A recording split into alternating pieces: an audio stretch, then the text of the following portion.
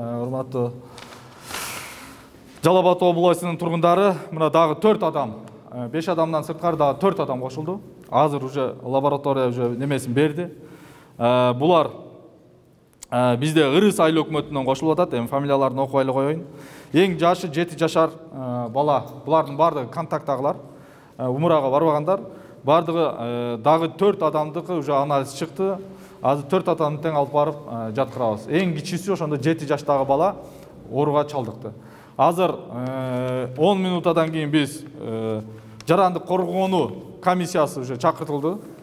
Bir 15 жарым сааттын ичинде биз уже кырдаалды карап туруп, область боюнча өзгөчө кырдаал киргизүү.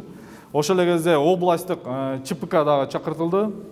Ал менен кайсыл жерлерге чектөө киргизебиз. Кайсы айылдарга ошо адам кирбей чыкпайт, ошол жерде мындайча айтканда чектөөлөрдү алабыз. Ал bir жарым сааттын ичинде анын дагы уже чечимдерди кабыл алабыз.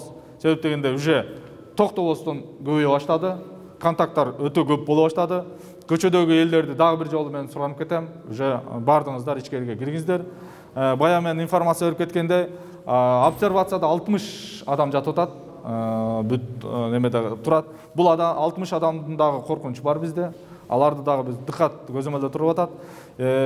Уже Сузак районунда 4 айыл өкмөт деп атталып атат. Бул 4 айыл өкмөт өтө чоң калктын саны жашайт. Сузак айыл өкмөтүндө билесиздер 40 миңге жакын, Ырыс айыл өкмөтүндө деле 38 миңге жакын, Атабеков айыл өкмөтүндө 8-10 миңге жакын калк жашайт.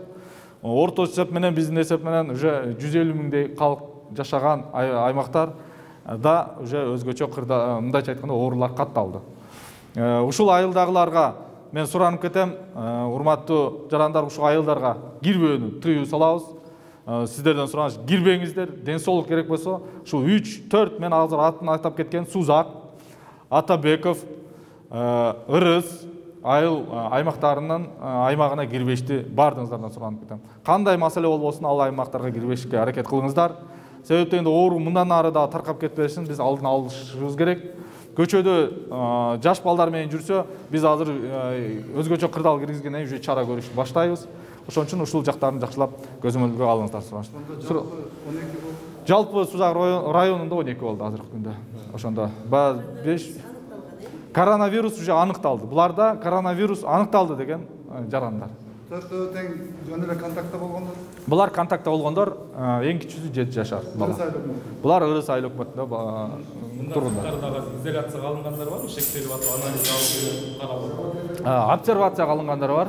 Обсервацияда ошо 60 адам, азыр ошолордун дагы анализдерин жөнөтүп атабыз. Ар саат сайын бизге лаборатория берип атат. Мен бая айткам 40 адамдыкынан 5 чыккан деп, азыр бир 5-10 адамдыкынан жакындан эле уже бизге 4-өн чыгарып берип атат. Мына ошо анан лаборатория боюнча, көчмө лаборатория боюнча уже биздин медиктер айтты, азыр уже Жалал Абад шаарына кирип келип калды. Уже ушул жерден анализ чыгарып, ушул жерден уже инфекционныйга жаткырышты баштайбыз. Азыр жарандык коргоону чакырдык. Бардыгы келип атат. Бир 5-10 мүнөттүн ичинде уже биз чечим кабыл алабыз. Эми азыр калктын санын санайбыз, бардык нерселерди санайбыз. Анан ушу Ош-Бишкек жолунда автоунаалар каттай берет? Ош-Бишкек жолунда автоуна азырынча чектөө киргизе албайбыз. Себеп дегенде каттоо үзүлбөйт, бирок Ош-Бишкек жолунда ар бир районго уже блокпосттор коюлат. Ар бир адамды каралат, хлорлонот, мындайча айтканда түшүндүрүү иштерин жүргүзүшкө аракет кылабыз. Биз суранып кетет элек, өзү негизи Жалал Абад областынан сырттан келбешти элди биз суранып кетет элек. Ошол эле Бишкек шаарынан башка жактагыларды эми бүгүн ушундай темп менен кетип атат. Республикалык деңгээлде да уже каралса керек деп ойлойм. Уже каралып атат азыр. Ошон үчүн мен элди суранат элем. Областтардын ичинде бизге Жалал Абад областына сырттан келбегенге аракет жасаңыздар.